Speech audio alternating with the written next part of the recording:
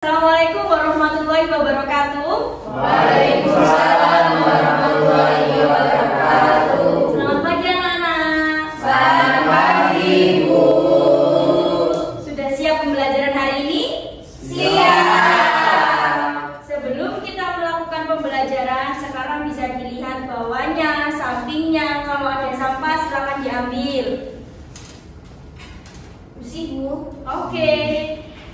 Jadi, sebelum kita melakukan pembelajaran hari ini, Ibu minta untuk ketua kelas silakan dipimpin doa bersama teman-temannya. Bu. Baik, sebelum kita memulai pembelajaran hari ini, marilah kita berdoa sesuai dengan kepercayaan masing-masing. Berdoa dimulai. Berdoa dapat nama saya.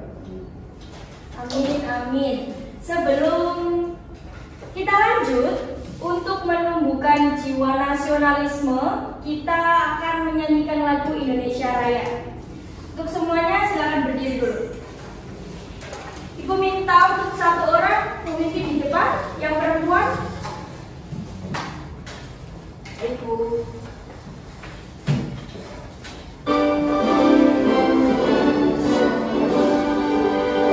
Indonesia tanah airku, tanah tumpah darahku. Di sanalah aku berdiri, jadi pandu ibuku. Indonesia kebangsaanku, bangsa dan tanah airku. Marilah kita bersatu, Indonesia bersatu. Hiduplah tanahku, hiduplah negeriku, bangsaku, rakyatku semuanya.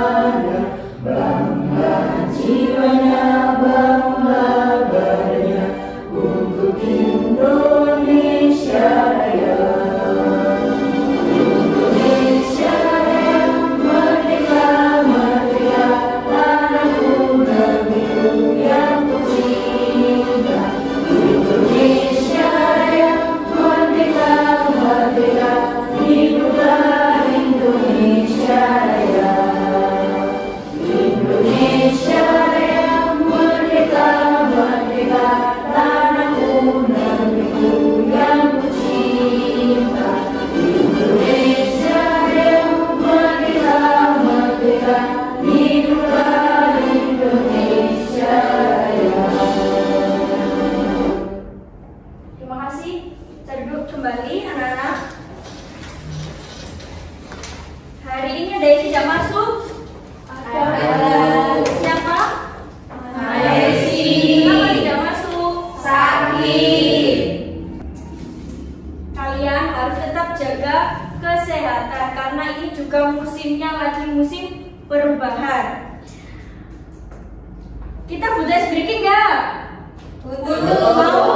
Mau? Kira-kira siapa yang mau pimpin ice breaking? Siapa? Ayo satu orang. Afifah lagi? Ayo silakan di depan.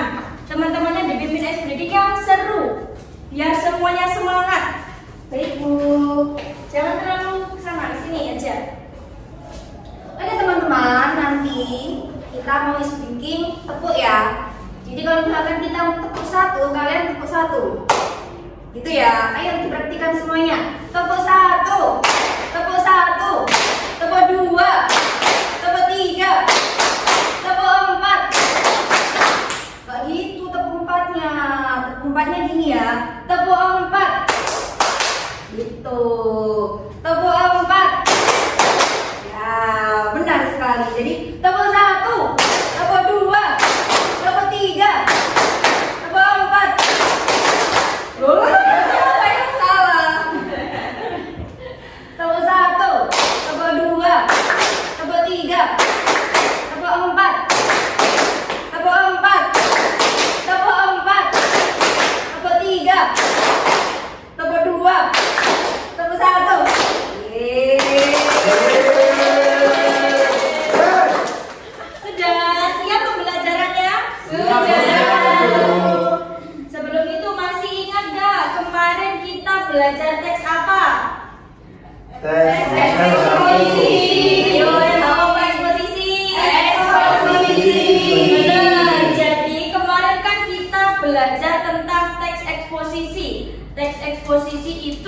dijelaskan secara rinci.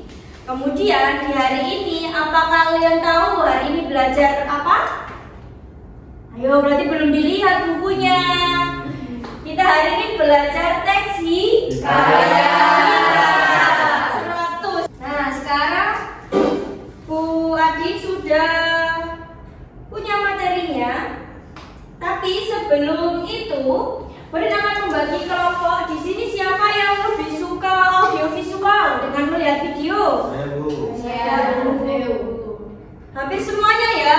Ada yang lebih suka membaca? Saya, Bu. Oh, gitu. Jadi kamu di sini nggak apa ya? Sudah terlihat semuanya? Sudah. Nah, kita akan membahas teks hikayat. Tapi sebelum itu, Wadin akan mengirimkan pretest dulu. Semuanya membawa gawai? Pretestnya ini berbentuk Google Form. Akan Wadin kirim di ketua kelas ya. Ketua kelas nanti dibagikan ke teman-temannya. Siap. Oke, sudah. Silakan dikerjakan. Saya kirim. 5 menit cukup ya? Cukup. Cukup, Bu. Sudah semuanya? Belum, Bu. Sudah, sebentar. Belum. Oh, sudah. Sudah? Yang lainnya sudah selesai semua? Sudah. Pinter semuanya. Jadi, sebelum itu, Bu Adin akan membacakan tujuan pembelajaran. Tujuan pembelajarannya yaitu peserta didik dapat menginterpretasi informasi yang ada dalam teks hikayat. Apakah kalian pernah mendengar cerita yang disampaikan secara turun-temurun? Pernah. Waktu kecil pernah nggak dikasih cerita sama orang tuanya atau sama saudaranya? Pernah. Yang pernah disampaikan? Malin Kundang, Bu. Malin Kundang, ada lagi? Si Kancil. Si Kancil, ada lagi? Batu menangis. Batu menangis. Nah, cerita-cerita tersebut kira-kira menurut kalian masuk akal nggak ceritanya? Tidak. Kenapa nggak masuk akal? Boleh satu orang katakan kenapa kok cerita yang kalian dengar waktu kecil itu tidak masuk akal? Ya, saya, Bu. Ya. Karena ceritanya turun-temurun dari mulut ke mulut, tidak ada yang menulis atau anonim. Nah, bisa jadi karena tidak tahu penulisnya siapa, cuma dari mendengarkan cerita. Ada lagi yang belakang ceritanya Tidak masuk akal. oh, ceritanya tidak masuk akal. Contohnya ada batu menangis tadi, Bu. Kalian pernah lihat batu menangis? Tidak. Nah, karena tidak pernah ada, tidak masuk akal juga ya. Tapi itu nanti akan kita bahas di teks hikayat ini. Dilihat semuanya di layarnya bahwa teks hikayat ini itu berasal dari bahasa Arab, anak-anak, yang artinya itu haka. Haka itu menceritakan, menirukan, menertawakan, menyerupai dan berkata. Kemudian teks hikayat ini awalnya itu berkembang di daerah Melayu. Kemudian hikayat ini termasuk pada sastra lama. Sekarang kita ke ciri-cirinya. Wadi mau yang pojok, silakan dibaca ciri-cirinya. 2 ciri-ciri. Yang pertama anonim. Lalu yang kedua kemustahilan. Ada yang tahu anonim itu apa? Saya, Bu. Tidak ada penulisnya. Benar, jadi anonim itu kita tidak tahu siapa penulisnya. Contohnya si Kancil yang biasa kalian dengar waktu sebelum tidur diceritani sama mama. Itu tidak ada penulisnya. Kemudian Malin Kundang, legenda-legenda yang kita dengar itu tidak ada penulisnya. Kalau tidak ada penulisnya namanya apa? Anonim. Oke, selanjutnya kemustahilan. Bisa dibaca bawahnya yang tulisan kecil masih terlihat? Masih Bu. Silakan dibaca Mbak Devi. Iya.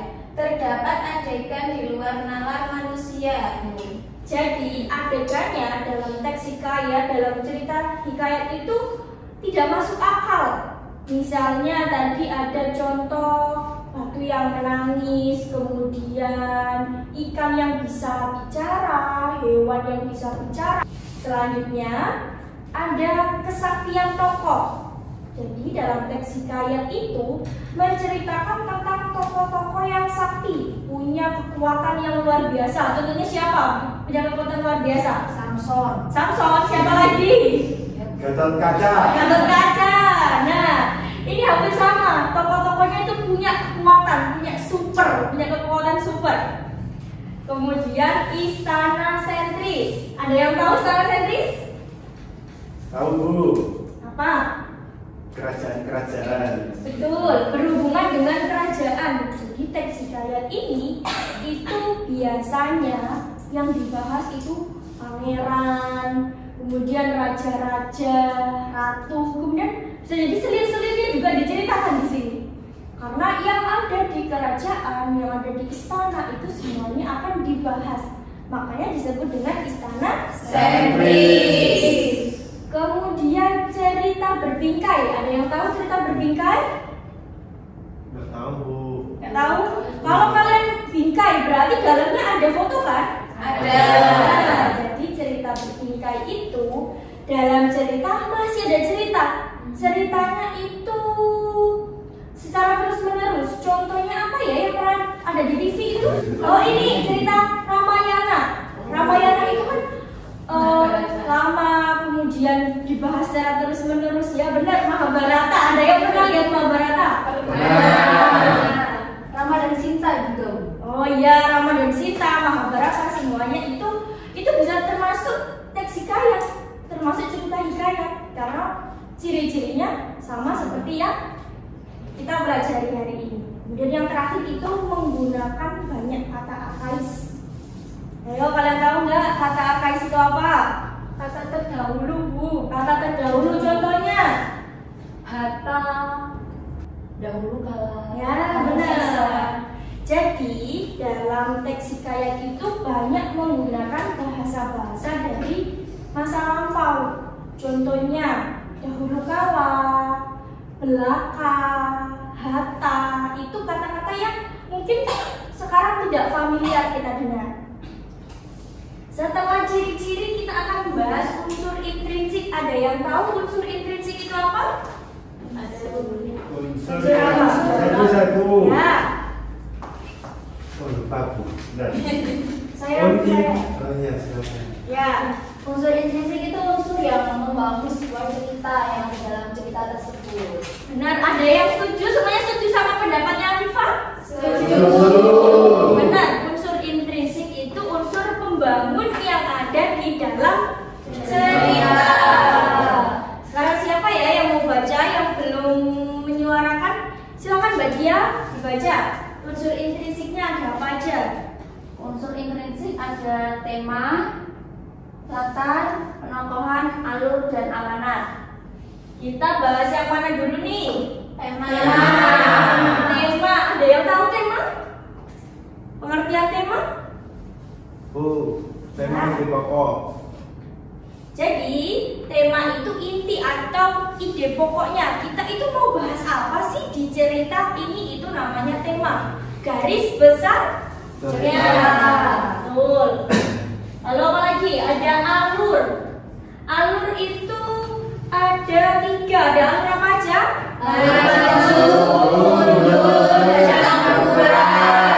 Pinter semuanya. Ada alur maju, mundur, sama alur campuran. Sekarang ada penokohan. Penokohan itu untuk menggambarkan sifat-sifat dari tokohnya. Ada yang antagonis, protagonis, apa lagi apa? Protagonis. Kemudian ada latar.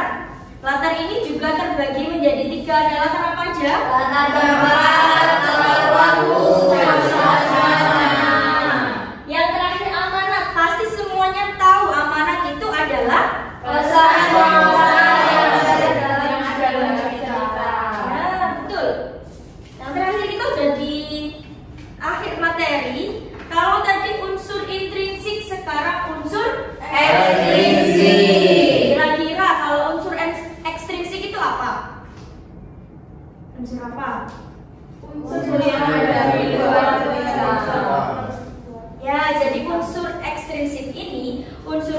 membangun tapi yang ada di luar cerita. Artinya unsur-unsur ini itu tidak secara tertulis atau eksplisit. Biasanya unsur-unsur ini itu mengandung beberapa nilai. Ada nilai apa aja? Nilai sosial, nilai budaya, nilai moral, nilai agama. Ada yang tahu atau bisa menjelaskan salah satu nilainya? Saya Bu. Ya, nilai apa? Nilai sosial berhubungan dengan sesama manusia seperti aku dengan literatur Bu. Ya, kalau ada sosial berarti berhubungan dengan manusia atau berhubungan dengan masyarakat. Tapi sekarang siapa ya? Saya Bu. Ya, Kalau nilai agama itu hubungan antara manusia dengan Tuhan. nah, hubungan manusia dengan Tuhannya itu termasuk nilai agama. Kalau nilai budaya, Adat istiadat. betul adat istiadat. Jadi hubungan dengan adat istiadat yang berlaku di masyarakat. Yang terakhir yang belum apa berarti nilai moral. Nilai moral. Kalau nilai moral, Nilai yang berkaitan dengan akhlak. ya betul berkaitan dengan akhlak atau tingkah laku. Tingkah laku. Sekarang Bu Adin akan membagikan teks hikayatnya. Karena kita berbeda gaya belajar, jadi Bu Adin mau kirim teks hikayatnya ke Mas Hadi yang lebih suka untuk membaca ya. Siap Bu. Untuk teman-teman yang lainnya, Bu Adin juga sudah menyiapkan videonya.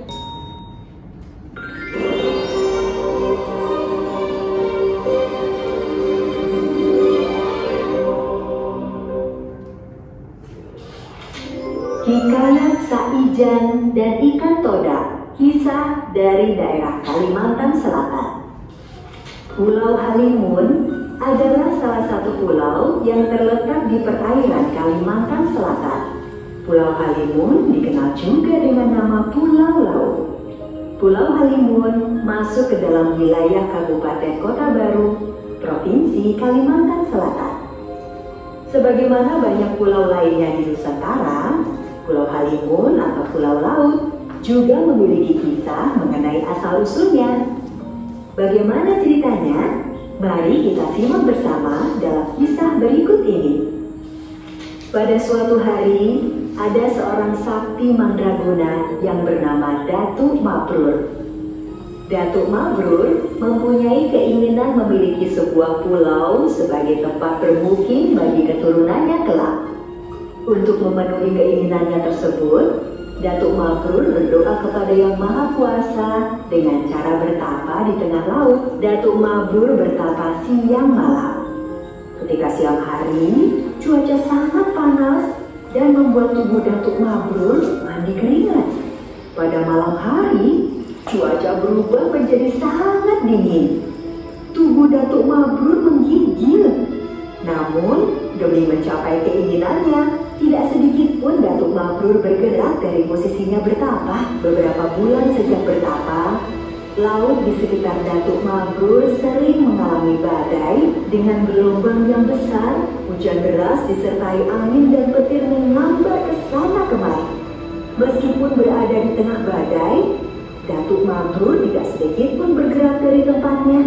Setelah badai mereda, tiba-tiba di permukaan laut muncul ribuan ikan todak di sekitar tempat Datuk Mabrur bertapa. Ikan-ikan tersebut terlihat sangat marah kepada Datuk Mabrur. Namun, Datuk Mabrur sepertinya tidak terganggu dengan keberadaan ribuan ikan todak tersebut dan melanjutkan bertapanya. Ribuan ikan todak yang marah tersebut tiba-tiba terbang menyerang Datuk Mabrur. Anehnya, tidak sedikit pun Datuk Mabrur bergerak dari bertapanya. Dia tetap tenang sambil duduk bersila dan memejamkan mata. Sementara itu, seekor ikan todak yang berukuran paling besar menyaksikan ribuan ikan todak lainnya tidak mampu menyerang Datuk Mabrur. Ikan todak yang paling besar tersebut pun sangat marah. Setelah ribuan ikan todak tersebut gagal menyerang Datuk Mabrur, giliran ikan todak yang berukuran paling besar maju menyerang Datuk Mabrur.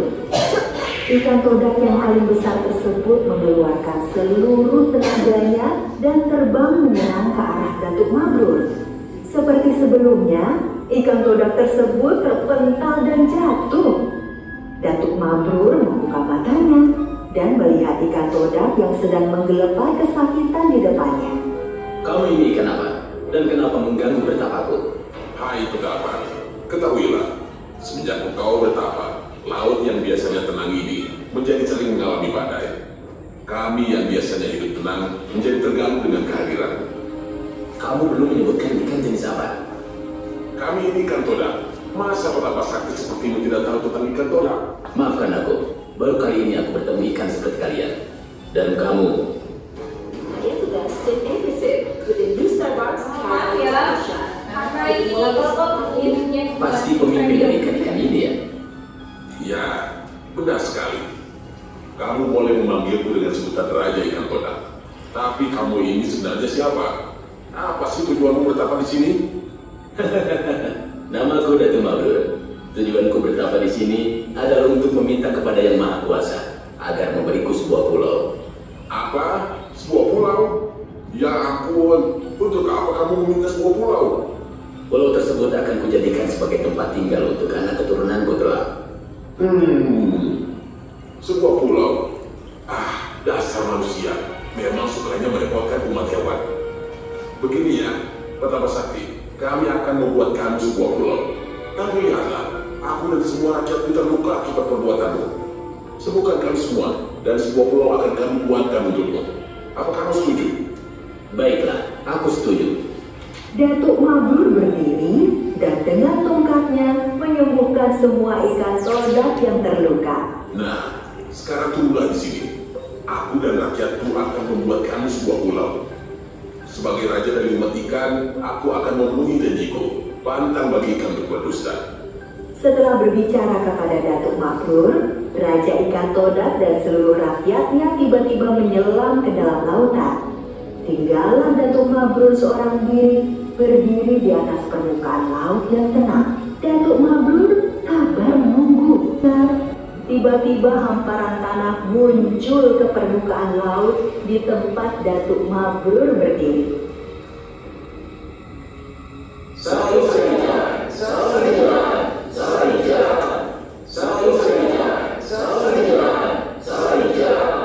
Raja Ikan Todak pun memenuhi janjinya. Sebuah pulau berhasil dibuat oleh Raja Ikan Todak beserta rakyatnya untuk Datuk Mabrur.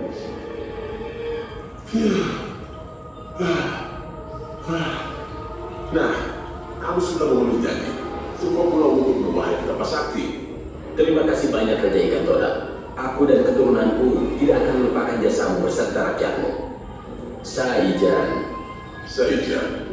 Raja Ikan Todak pun kembali ke rumahnya di dasar lautan. Datuk Mabrur berdiri dan melambaikan tangan tanda perpisahan.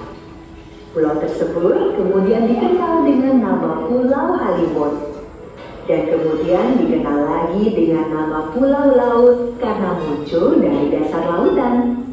Sedangkan Saijan, apakah artinya? Saijan berarti satu hati, seia sekata, atau semufakat. Kisah Datuk Mabrur dan Ikan Todak tersebut kemudian hari menjadi ilham untuk lambang dan moto Kabupaten Kota Baru. Ada yang masih belum dipahami? Sudah paham? Sudah paham semuanya? Kalau sudah paham, what are the games? Yeay. Kenapa, Bu? Gamesnya seputar teks hikayat. Tadi judulnya masih ingat judulnya apa? Saijan dan Ikan Todak. Saijan dan Ikan Todak. Saijan tadi artinya apa? Masih ingat nggak yang satu hati? Seia satu hati, seia sekata, sepakat. Kalau tadi itu ceritanya berkembang di daerah mana? Kalimantan, di tepatnya di Kota Baru. Kira-kira ada yang mau menjawab pertanyaan ini? Satu orang dia boleh maju, 1 atau 2 orang maju, bisa dipencet gamenya. Kalau ini bisa nggak kalian sama nggak kalau dipencet yang sini atau dari sini? Nggak salah Dari sini aja ya. Terlalu tinggi ya? Iya. Siapa nih yang mau menjawab pertanyaan? Pertanyaannya gampang aja kok, cuma 4 pertanyaan. Saya Bu. Ya, silakan maju.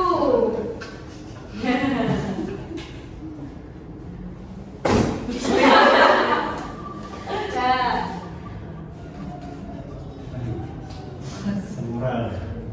Ih, gimana? Sekarang dibaca pertanyaannya.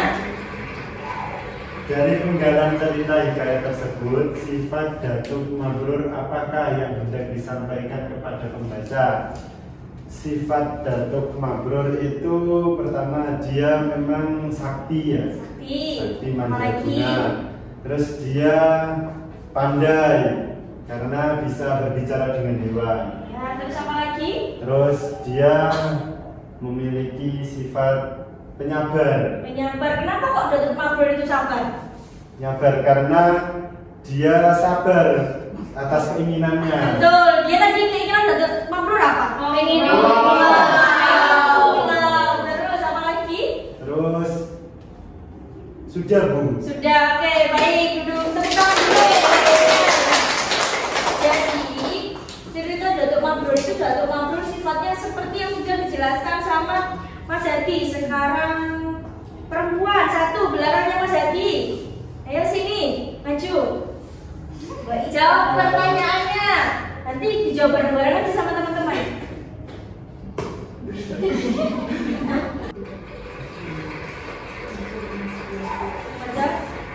Sebutkan dan jelaskan minimal 3 unsur intrinsik dari hikayat tersebut. Unsur intrinsik 3 aja dari banyak tadi. Ada temanya tentang kerajaan. Ya, selain tema, Waktu, latarnya di di laut. Terus tokohnya ada Datu dan ikan tuna. Siapa tadi namanya? Nama lengkapnya Datuk Mabrur. Terus sekarang kalau penokohannya, dari penokohannya atau sifatnya, kalau tadi sifatnya Datuk Mabrur sudah, sifatnya ikan toda, kira-kira apa? Sifat Pemarah. Kalau tadi marah ya Datuk Mabrur. Apa lagi sifatnya ikan toda? Terus ini tanggung jawab. Bertanggung jawab, dia sesuai dengan omongannya. Nanti dia bilang ke Datuk Mabrur, aku akan memberikan apa pula.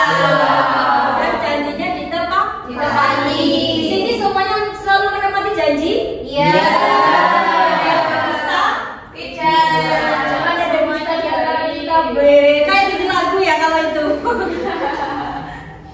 Mau tanya lagi apa udah selesai? Mau siapa yang mau? Masih mau? Nanti yang sebelah sana sudah, yang sebelah sini belum. Habib silakan, ayo maju. Satu lagi ya, tinggal 2 tapi kita satu lagi aja. Udah lapar semuanya? Sudah pengen istirahat? Sudah. Lagi. Belum apa-apa, ayo dimana dulu pertanyaannya. Apa pesan moral yang ingin disampaikan kepada pembaca? Pesannya apa?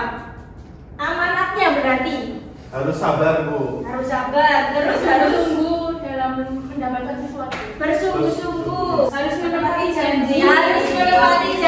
Oke, tepuk tangan buat kita. Kalau ada pretest pasti ada postes. Sama kayak pretestnya, postesnya juga Bu Adi kirim melalui ketua kelas ya, ke Mas Hadi.